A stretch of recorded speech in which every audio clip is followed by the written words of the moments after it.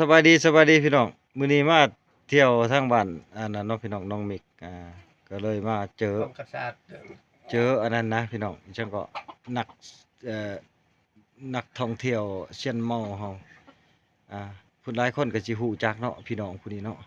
อาชีพที่เด็กไป เพิ่นมีอาชีพเด้อาชีพตี ยิ้ม ผ้า เลย ที่เด็กไหม ตีผ้าตีมีดเด้ หรือว่าเปิด อยู่ ตัวนี้ บ้านไร่บ้านสวนเพิ่นพี่น้องเบื้อง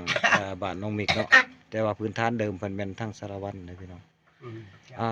ทางเขาเองก็บ่เคยฮู้เคยจักหรอกว่าบ้านเพิ่นอยู่นี่จุดบ้านสวนเพิ่นอยู่นี่เนาะบังเอิญมาเนาะก็เลยได้มาเจอเพิ่นอยู่นี่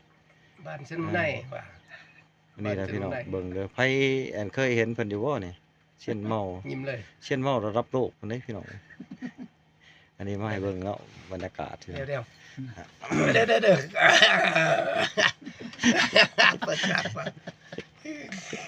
ได้เสร็จ โอ้ยอย่าโซ่ติล่ะบ่โซ่ไล่แล้วเขาโอ้ไล่เจ้าคักหลายเพิ่นอยากให้พี่น้องเห็นลายเพิ่นเนาะเพิ่นไปจักลายมาพี่น้อง อย่ามือไปจืด ย่านหมู่จื้อเพิ่นไปโชว์ลายเพิ่นอันนี้เนาะพี่น้องเนาะอันนี้ทั้งเพิ่นกับข่อยนี่ก็เคยรู้จักกันมาหลาย10 ปีก่อนนั่นแหละไป10 20ปีเนาะพี่น้องเนาะแต่ว่าก็บ่เคยรู้พื้นฐานเพิ่นมื้อนี้เลยมารู้พื้นฐานเพิ่นนี่เป็นบทนักร้องเนาะพี่น้องเนาะคันเอิ้นพ่อนักร้องพ่อสายันสัญญาเนาะ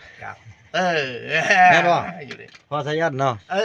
อ อันนี้เป็นนักเชียนเมา อยู่ดี อันดับ แม่น หนึ่ง จัง ของเขตพี่เฮานี่แหละ ใส่ พี่ ลู น้อง กใส่ใจว่า โอ้เพิ่นอยู่ชีรพิธีบ้านเมืองเพิ่นพี่น้องนี่เพื่อนชาติบ้านช่องเพิ่นอยู่แบบพิธีแบบธรรมชาตินี่นะพี่น้องบ้านโอ้มีความสุขดีบัดนี้อยู่ไร่อยู่สวนได้พี่น้องป่ากาแฟกับพุ่มเพิ่นพุ่นน่ะเต็มเลยโอ้ยกาแฟงามเด้พี่น้องอยู่นี่นี่เด้อพี่น้องเด้อคอมเมนต์ว่าอ่านถามข่าวเพิ่นแหน่ถ้าว่าเพื่อนๆพี่น้องผู้ใดเห็นก็ดีอันนี้พอสายันสัญญาเฮา อืม โอ้ย อย่าเล่นนะเด้อ อยู่ อย่า ดีมี เล่น แห้ง เน เด้ อะ อยู่ดีมีแห้งโอ้ยคักเพิ่นเป็นคนอารมณ์ดีเด้เว้าจาอารมณ์คักม่วนซื่นเด้แต่ว่ามื้อหนึง30,000พันธะต่อเพิ่น มื้อหนึง30,000บ่ได้พี่น้องบ่ได้น้อยเด้นี่บ่ได้30,000อยู่บ่ได้เด้ศูนย์เด้นี่ 30,000นักเชียนเมาเฮา